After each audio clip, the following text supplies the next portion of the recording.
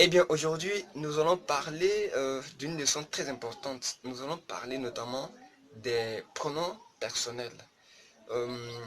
Les pronoms personnels, today, we are going to talk about the personal pronouns.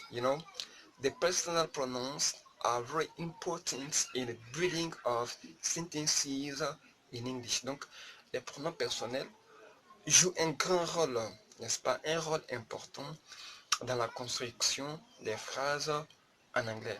Alors, c'est ce que nous allons voir dans la leçon du jour. On y va. On va se retourner vers le petit tableau. Il est assez petit, mais j'espère que vous allez bien voir, n'est-ce pas? Donc, on a ici personal pronouns. Ok. On va commencer par les pronoms personnels singuliers. Donc, la première personne singulier, c'est I. I. I. Qui veut dire je. Après, on a you. You. You. Qui veut dire tu. Ou bien vous. Mais on va voir la deuxième version plus tard. Après, on a she. On a he. He. She. She. It. It. Qui est il ou elle au singulier. Mais ici, la particularité, c'est que le he désigne les hommes.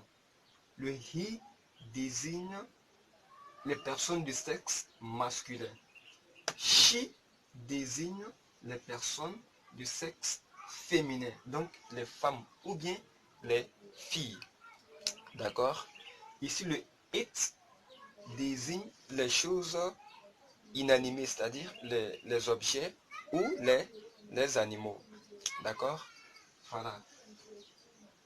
He qui est il, she qui est elle, et it qui est il ou elle, mais désignant les choses ou les animaux. Voilà, j'insiste là-dessus parce que beaucoup d'élèves font l'erreur de d'employer she, généralement d'employer she pour désigner une chose. C'est la remarque que nous avons faite depuis très longtemps et beaucoup d'élèves le font, mais c'est pas normal, hein. C'est une faute gravissime. Lorsqu'on veut employer un pronom personnel pour indiquer un objet, on prend it, ou un animal, on prend it. Voilà, mais she est pour les femmes, he est pour les hommes. Ensuite, on a we, we, we qui veut dire nous. On a you, you qui veut dire vous. On a they, they, il ou elle au pluriel.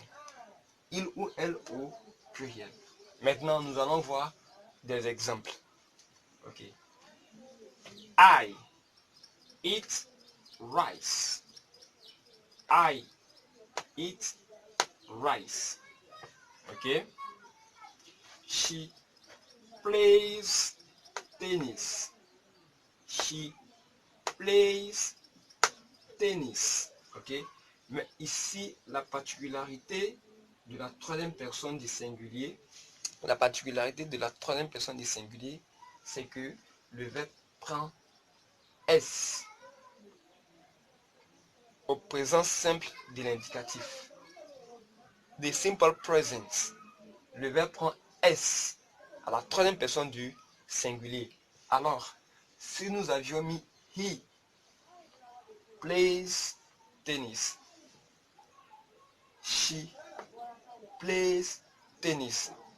Évidemment, si on avait placé ici it, on allait dire aussi plays.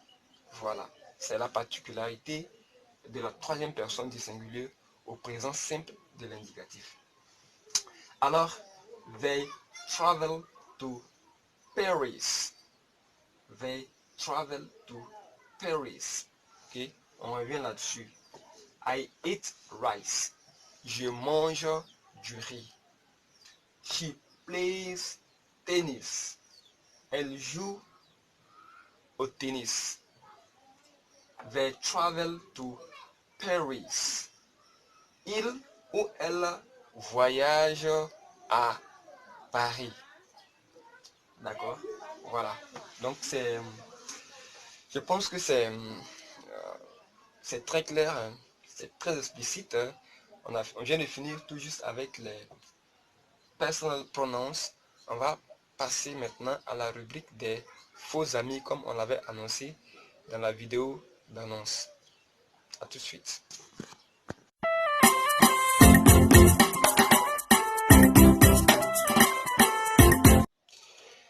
Eh bien, les faux amis sont des mots qui se ressemblent de l'anglais au français, mais qui n'ont pas forcément le même sens.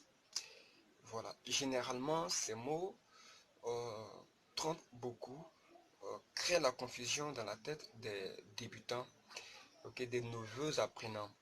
Alors, nous avons pris deux mots, donc deux faux amis qui se ressemblent évidemment, mais qui n'ont pas le même sens, et nous allons voir leur signification en français et donner la version anglaise de ce mot-là.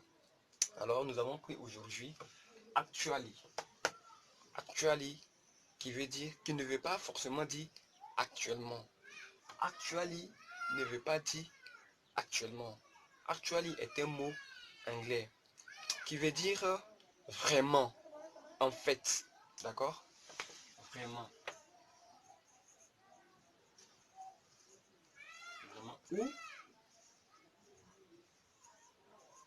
en fait. Maintenant, actuellement, en anglais, veut dire now. Actuellement. Now. Ou at present. D'accord? Now. Ou bien at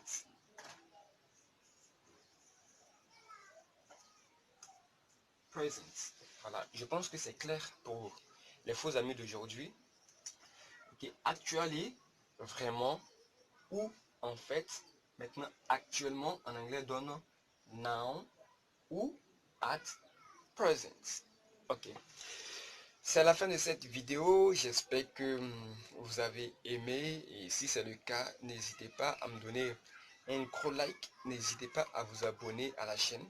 N'hésitez surtout pas à activer la cloche de notification si vous avez des questions, si vous avez des suggestions, si vous avez des remarques à faire. N'hésitez pas à les poster en commentaire. Nous allons les répondre rapidement.